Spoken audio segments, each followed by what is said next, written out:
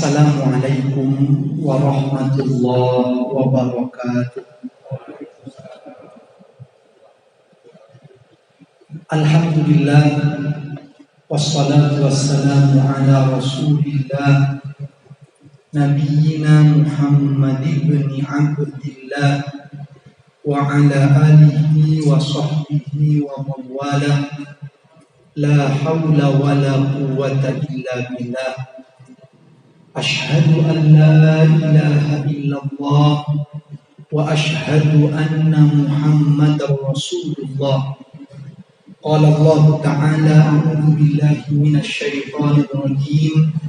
Bismillahirrahmanirrahim.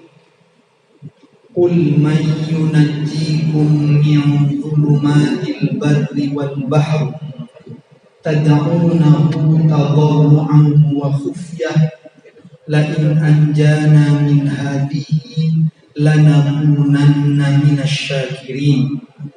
Wa qala an-nabiy sallallahu alaihi wasallam, ittaqillaha haitsu ma kunta wa atbi'is sayyi'atal hasanata tamhuha wa khaliqin nas bi khuluqin hasanin, amma ba'd. Hadirin hadirat jamaah salat Isya, dan nanti insyaallah kita lanjut dengan salat tarawih dan witir Masjid Al-Hidayah rahimakumullah. Alhamdulillah, segala puji kita panjatkan kehadirat Allah Subhanahu wa taala. Salawat salam semoga senantiasa terlimpah curahkan kepada Nabi Muhammad sallallahu alaihi wasallam. Alhamdulillah, hari demi hari sudah kita jalani di bulan Ramadan ini dengan ibadah puasanya, salat tarawihnya, bacaan Al-Qur'annya. Semoga semua amal ibadah kita diterima oleh Allah Subhanahu wa taala. Amin amin ya rabbal alamin. Sebelum memulai materi saya, Bapak Ibu sekalian, kita turut prihatin, turut berduka atas kericuhan yang terjadi di Jakarta karena ada demonstrasi yang berakhir ricuh. Mudah-mudahan situasi menjadi terkendali semuanya kembali menjadi stabil, saling menjaga diri, menjaga emosi. Hakikatnya menyampaikan aspirasi dibolehkan di negara kita, tapi mudah-mudahan bisa saling menjaga sehingga justru tidak ada hal-hal yang lebih buruk yang tidak diinginkan terjadi. Kita doakan semoga situasi aman terkendali dan negeri kita menjadi negeri yang aman, yang sejahtera, baldatun thayyibatun wa rabbun ghafur. Amin amin ya rabbal alamin. Bapak Ibu sekalian rahimakumullah, alhamdulillah sudah berapa hari ini puasa kita ini, Bapak? Agak berbeda ya Pak ya, karena ada yang mengawali hari Sabtu, ada yang mengawali hari Ahad. Kalau kita ambil yang paling awal, Sabtu, Ahad, Senin, Selasa, Rabu, Kamis, Jumat, Sabtu, Ahad, Senin, sudah 10 hari ya Pak ya? Sudah 10 hari. Yang lain ada yang 9 hari. Perbedaan mengawali Ramadan itu sesuatu yang biasa Pak. Dalam masalah fikih itu perbedaan khilafiyah ijtihadiyah yang kata Nabi dalam hadis riwayat Imam Muslim, kalau seorang ulama atau ulama itu berijtihad mengambil hukum berdasarkan Quran dan Sunnah, kemudian ternyata benar nanti ijtihadnya, maka dia mendapat 2 pahala. Tapi kalau keliru ternyata ijtihadnya, dia pun tetap mendapat 1 pahala. Jadi tak perlu diperuncing perbedaan, karena sama-sama akan mendapatkan pahala di sisi Allah. Justru kalau saling mencemooh, itulah yang akan mendapatkan dosa di hadapan Allah Subhanahu wa taala. Maka jangan katanya Pak, mohon maaf, ada yang sukanya memperuncing saja. Nanya ke temannya, kamu memulai Ramadan pakai metode apa? Saya pakai metode hisab. Oh, kamu ini orang Muhammadiyah. saya tidak koncoan sama orang Muhammadiyah. Nanya ke teman satunya lagi, kamu pakai metode apa mengawali Ramadan? Saya pakai ruqyah. Oh, kamu ini orang NU. Saya tidak koncoan sama orang NU. Lalu balik ditanya dia, Pak, lah kamu dari tadi nanya terus, kamu sendiri pakai metode yang mana? Dia menjawab, kalau saya netral. Apa netral itu? Katanya kaposo katanya. Nah, ini yang tidak boleh, Pak, ya. Jadi yakini yang kita yakini, hormati perbedaan pendapat di antara kaum muslimin. Nah, Bapak Ibu sekalian rahimakumullah, saya ingin mengajak mentadabburi 3 ayat dalam Al-Qur'an. Surat Al-An'am, surat ke-6, ayat 63, 64, 65. Terkait bagaimana nikmat Allah setelah menolong hamba-hambanya dari musibah, dari bencana. Allah berfirman dalam Al-Quran, A'udzubillahi minasyaitonirrajim, Bismillahirrahmanirrahim. Qul may yunajjikum min dhulumatil barri wal bahri. Katakanlah, siapa yang menolong kamu dari bencana yang ada di daratan dan di lautan. Tad'unahu tadarru'an wa khufyah. Yang saat bencana itu datang, terjadi, kalian itu memohon-mohon kepadanya, kepada Tuhan, kepada Allah dengan penuh kerendah dirian, merendahkan diri kalian dan dengan penuh rasa takut, rasa harap, memohon-mohon kalian saat ada bencana itu. La in anjalna min hadhihi lanakunanna minasyakirin. Jika Tuhan menolong kami, maka kami akan menjadi orang-orang yang pandai bersyukur. Lalu Allah lanjutkan dalam ayat berikutnya, Qulillahu yunajjikum minha. Katakanlah, Allah yang telah menolong kamu minha, dari bencana itu, wa min kulli karbin, dan dari semua bencana-bencana yang ada. Tsumma antum tusyrikun, tapi ternyata kamu kembali syirik, kamu kembali menyekutukan Allah, kamu kembali bermaksiat kepada Allah, kamu kembali jauh dari Allah Subhanahu wa taala. Jangan sampai kita seperti ini, Pak. Beberapa bulan lalu, Pak, masa pandemi puncak-puncaknya Juni-Juli, kita tahu betapa luar biasanya suasana saat itu, pencekamnya rumah sakit penuh, menolak pasien. Saya ingat sekali, Pak, sampai di luar menunggu pasien-pasien itu dengan oksigen masing-masing, hanya untuk masuk ke ruang UGD saja tak ada tempat. Suasana luar biasa, oksigen langka. Itu kesehatan, pekerjaan terbatas, banyak yang gulung tikar. Jangankan yang kecil, bahkan perusahaan yang besar banyak PHK, bisnis sangat luar biasa. Kita sudah mengalami itu semua, dan saat-saat itu kita berdoa kepada Allah, ya Allah, selamatkan jiwa saya, sehatkan saya. Saat mungkin nafas tak teratur, harus dengan oksigen, dia berdoa, ya Allah, selamatkan. Mungkin di situ ada keluarga kita, suami, istri kita, anak-anak kita, sahabat kita, semua berdoa agar kalau dikaruniai nikmat Allah keluar dari bencana ini, kita ingin mengisi hari-hari dengan lebih taat kepada Allah Subhanahu wa taala. Ya Allah, pekerjaan seret seperti bisnis, kita ingat masa-masa itu. Kita berdoa, mudah-mudahan ya Allah, kalau selesai ini kita ingin lebih dekat kepada Allah Subhanahu wa taala. Dan kata Allah, katakanlah, Allah yang menolong kalian itu semua. Sekarang suasana sudah membaik, Pak. Kita sholat sudah lebih baik. Dulu tak boleh kita sholat karena memang kondisi yang genting, tak boleh sholat jamaah, maksudnya masjid-masjid dijaga, dibatasi. Alhamdulillah, maka bersyukurlah kepada Allah Subhanahu wa taala dengan memperbanyak ibadah kepada-Nya.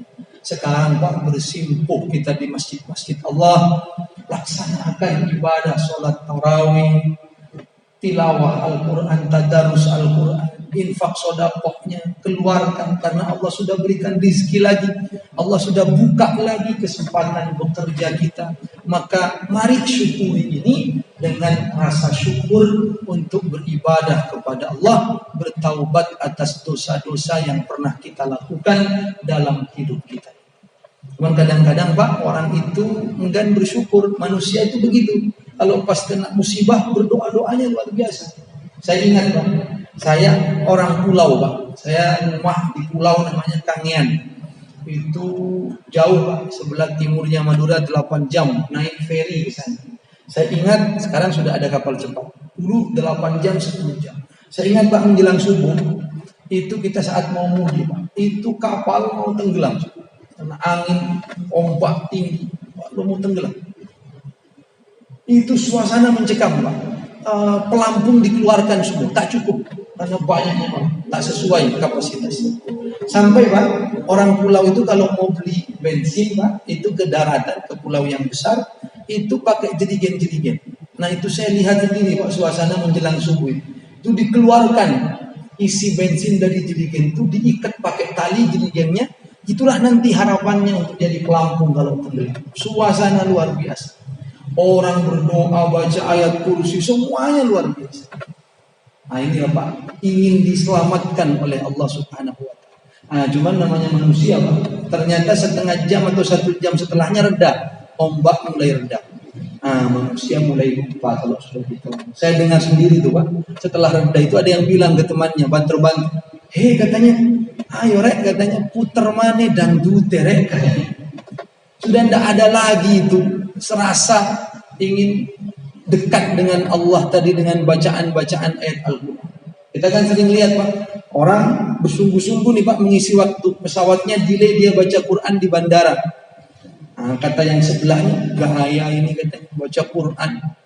Pokoknya diejek-ejek lah. Naik pesawat kebetulan berdua dia. Walaupun tak saling kenal, yang satu terus baca Quran, yang satu masih menghina saja.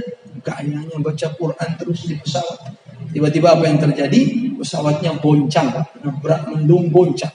Apa yang terjadi? Yang tadi menghina itu gantian langsung. Allahu la ilaha illa huwal hayyul qayyum la ta'khudhuhu sinatun wa la nawm. Gantian dia baca ayat kursi. Jadi orang itu kalau sudah begitu baru dekat. Jangan sampai seperti itu kata Allah. Tapi Allah yang sudah menolong kalian, maka dekatlah kepada Allah Subhanahu wa ta'ala. Sebab Allah lanjutkan dalam ayat berikutnya. Kalau ternyata kalian ingkar kepada Allah, sudah ditolong begitu, malah ingkar kepada Allah, tidak mau beribadah, tidak mau bertaubat. Apa kata Allah dalam ayat berikutnya? Qul huwal qadiru ala ayyab'atsa 'alaikum 'adzaban min fawqikum aw min tahti arjulikum aw yalbisakum syi'a wa yudhiqa ba'dakum ba'sa ba'd. Unzur kaifa nusarriful ayati la'allakum yafqahun. Katakanlah Allah berkuasa untuk mendatangkan azab lagi kepada kalian. Min fawqikum, dari atas kalian. Atas itu berarti hujan besar yang akhirnya banjir, naudzubillah, atau mungkin angin topan, angin puting beliung dari atas kalian. Aw min tahti arjulikum, atau dari bawah kalian. Apa itu gempa bumi? Allah kuasa untuk menghadirkan itu. Tsunami datang karena gempa bumi, Allah berkuasa. Atau Allah bikin konflik yang luar biasa, peperangan di antara kalian.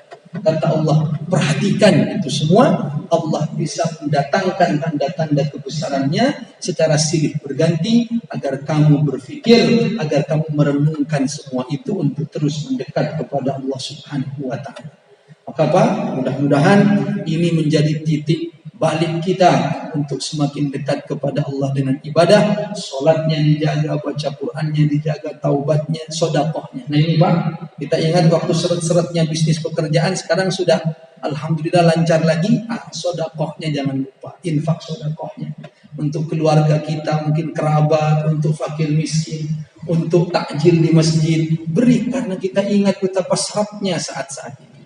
Saya ingat Pak, ini luar biasa. Waktu menjelang Ramadan beberapa tahun lalu, menjelang Idul Fitri, saya datang ke satu minimarket mau beli amplop-amplop kecil tuh Pak, ya kita bagi-bagi untuk anak-anak kalau Idul Fitri. Dan itu menarik Pak, ketika saya datang ke minimarket, itu ada anak kecil, kira-kira SD kelas 1 atau TK.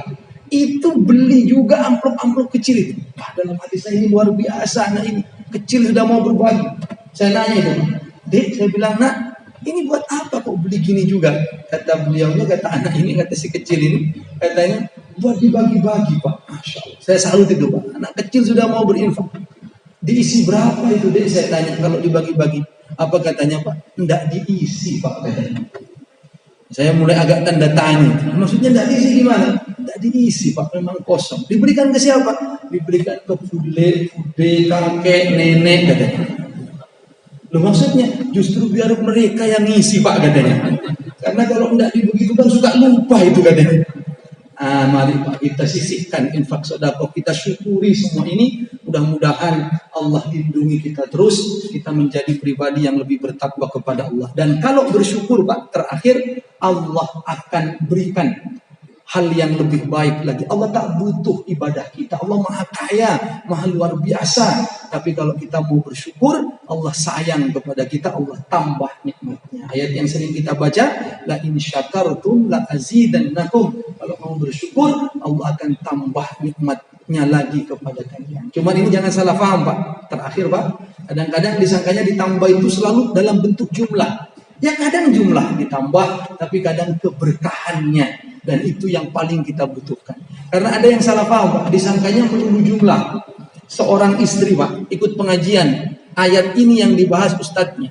Kalau bersyukur akan ditambah nikmat Allah kepada kalian. Pulang ke rumahnya, melayani suaminya, menghidangkan makanan. Suaminya senang Pak, suaminya bilang ke istrinya, Dek katanya, saya bersyukur sekali punya istri seperti adik. Karena sholihah melayani suami. Apa kata istri? Jangan mas, jangan bersyukur punya istri seperti saya. Loh kenapa katanya suaminya? Saya bersyukur punya istri seperti jangan mas, jangan. Loh kenapa? Karena kalau sampean bersyukur punya istri seperti saya takut Allah menambah satu lagi yang seperti saya miliki. Maka ini salah paham Pak. Mudah-mudahan sekali lagi kita bisa menjadi pribadi yang bersyukur, bertakwa kepada Allah. Kita gunakan nikmat ini untuk semakin dekat kepada Allah Subhanahu wa taala. Akhirul kalam wa billahi taufiq wal hidayah. Wassalamualaikum warahmatullahi wabarakatuh.